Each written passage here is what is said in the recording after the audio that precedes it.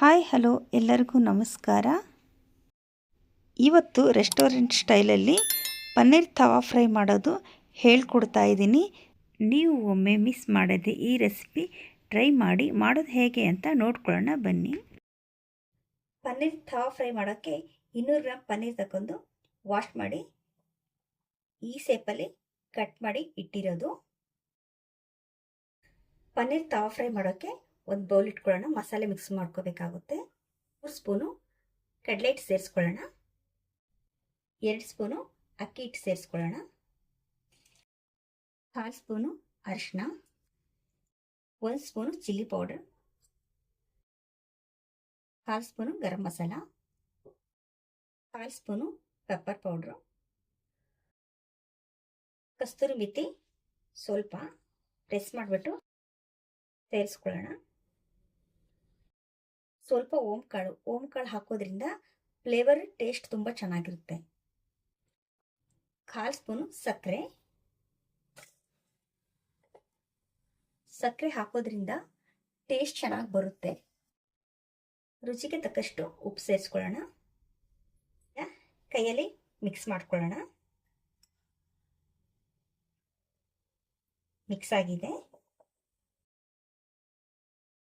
ನೀರು ಸೇರಿಸ್ಕೊಂಡು ಮಿಕ್ಸ್ ಮಾಡ್ಕೋಬೇಕಾಗುತ್ತೆ.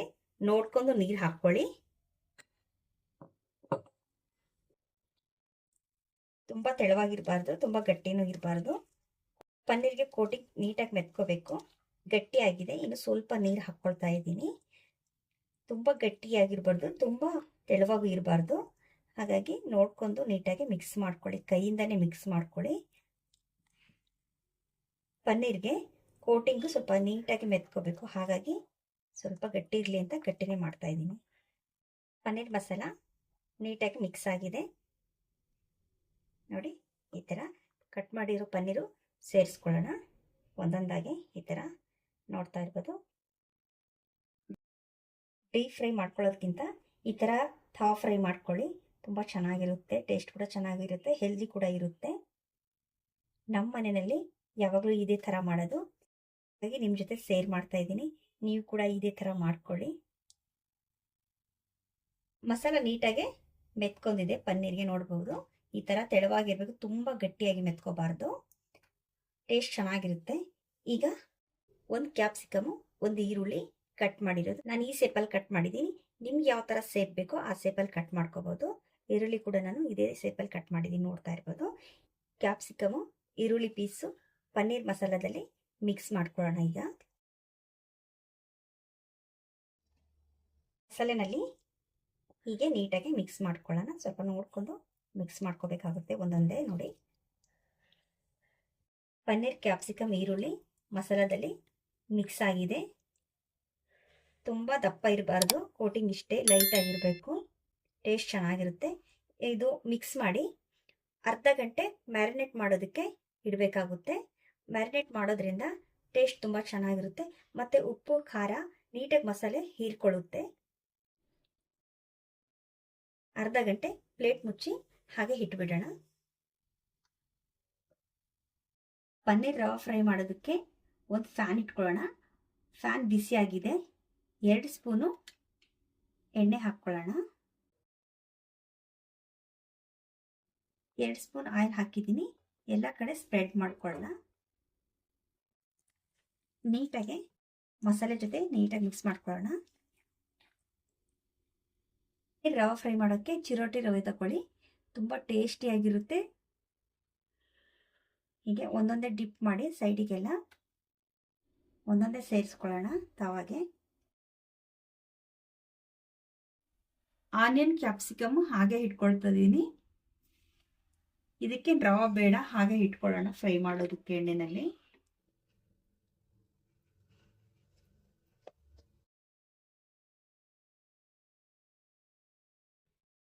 ಕ್ಯಾಪ್ಸಿಕಮು, ಈರುಳ್ಳಿ, ಪನ್ನೀರ್ ಎಲ್ಲ ತವಾಗೆ ಒಂದೊಂದಾಗೆ ಜೋಡಿಸಿಟ್ಕೊಂಡಿದ್ದೀವಿ. ಈ ಥರ ಸ್ವಲ್ಪನೇ ಜೋಡಿಸಿಟ್ಕೊಳ್ಬೇಕು. 2 ಸ್ಪೂನ್ ಆಯಿಲ್ ಮತ್ತೆ ಹಾಕ್ಕೊಳ್ಳೋಣ. ಎಣ್ಣೆನಲ್ಲೇ ನೀಟಾಗಿ ಫ್ರೈ ಮಾಡ್ಕೋಬೇಕು. ಕ್ಯಾಪ್ ಮುಚ್ಚಿ 2 ನಿಮಿಷ ಫ್ರೈ ಆಗೋದಕ್ಕೆ ಬಿಡೋಣ. ಕ್ಯಾಪ್ ಮುಚ್ಚಿ 2 ನಿಮಿಷ ಬೇಯೋದಕ್ಕೆ ಬಿಟ್ಟಿದ್ವಲ್ಲ, ಈಗ ಓಪನ್ ಮಾಡಿ ನೋಡೋಣ. ತುಂಬ ಚೆನ್ನಾಗಿ ಬಂದಿದೆ, ನೀಟಾಗಿ ಆಗಿದೆ. ಈಗ ಪ್ಲೇಟಿಗೆ ಸರ್ವ್ ಮಾಡ್ಕೊಳ್ಳೋಣ. ಎಣ್ಣೆಯಲ್ಲಿ ಡೀಪ್ ಫ್ರೈ ಮಾಡ್ಕೊಳ್ಳೋಕ್ಕಿಂತ ಈ ಥರ ರವಾ ಫ್ರೈ ಮಾಡ್ಕೊಳ್ಳಿ. ತುಂಬ ಟೇಸ್ಟಿಯಾಗಿರುತ್ತೆ, ಹೆಲ್ದಿ ಕೂಡ ಆಗಿರುತ್ತೆ. ಪನ್ನೀರ್ ರವಾ ಫ್ರೈ ರೆಡಿಯಾಗಿದೆ, ನೋಡ್ತಾ ಇರ್ಬೋದು. ತುಂಬ ಕಲರ್ಫುಲ್ಲಾಗಿ ಬಂದಿದೆ. ನೀವು ಕೂಡ ಮನೆಯಲ್ಲಿ ಟ್ರೈ ಮಾಡಿ ಯಾವ ಥರ ಬಂದಿದೆ ಅಂತ ಹೇಳಿ ಕಾಮೆಂಟ್ ಮಾಡಿ. ಈ ಥರನೇ ಹೊಸ ಹೊಸ ರೆಸಿಪಿ ತೋರಿಸ್ಕೊಡ್ತಾ ಇರ್ತೀನಿ. ತುಂಬ ಡಿಫ್ರೆಂಟ್ ಆದ ರೆಸಿಪಿ ತೋರಿಸ್ಕೊಡ್ತಾ ಇದ್ದೀನಿ ನಿಮಗೆ. ಯಾಕಂದರೆ ಆಯಿಲ್ ಇಲ್ಲದೆ ಕಡಿಮೆ ಆಯಿಲಲ್ಲಿ ಮಾಡ್ಕೊಳ್ಳುವಂಥ ಹೆಲ್ದಿ ರೆಸಿಪಿ ತೋರಿಸ್ಕೊಟ್ಟಿದ್ದೀನಿ. ಬಟ್ ಎಲ್ಲರಿಗೂ ಇಷ್ಟ ಆಗುತ್ತೆ. ಈ ಥರ ರೆಸಿಪಿ ನೀವು ಕೂಡ ಒಮ್ಮೆ ಟ್ರೈ ಮಾಡಿ ನೋಡಿ. ನಾನು ತೋರಿಸೋ ಮೆಥಡಲ್ಲಿ ಮಾಡಿ. ಯಾವ ಥರ ತಿನ್ನೋದು ಅಂತ ಹೇಳಿದರೆ, ಈ ಥರ ಒಂದು ಕ್ಯಾಪ್ಸಿಕಮು, ಒಂದು ಪನ್ನೀರು, ಒಂದು ತಿಂದರೆ ತುಂಬ ಚೆನ್ನಾಗಿರುತ್ತೆ, ಟೇಸ್ಟ್ ಚೆನ್ನಾಗಿರುತ್ತೆ. ಹಾಗಾಗಿ ನಾನು ಈ ಮೆಥಡಲ್ಲಿ ನಿಮಗೆ ತೋರಿಸ್ಕೊಟ್ಟಿದ್ದೀನಿ. ನಾನು ಯಾವಾಗಲೂ ಹೀಗೆ ಮಾಡೋದು, ನಿಮ್ಮ ಜೊತೆನೂ ಶೇರ್ ಮಾಡಿದ್ದೀನಿ, ನಿಮಗೂ ಕೂಡ ಇಷ್ಟ ಆಗುತ್ತೆ. ನೋಡ್ತಾ ಇರ್ಬೋದು, ಈ ಥರ ಸೆಟ್ ಮಾಡ್ಕೊಂಡು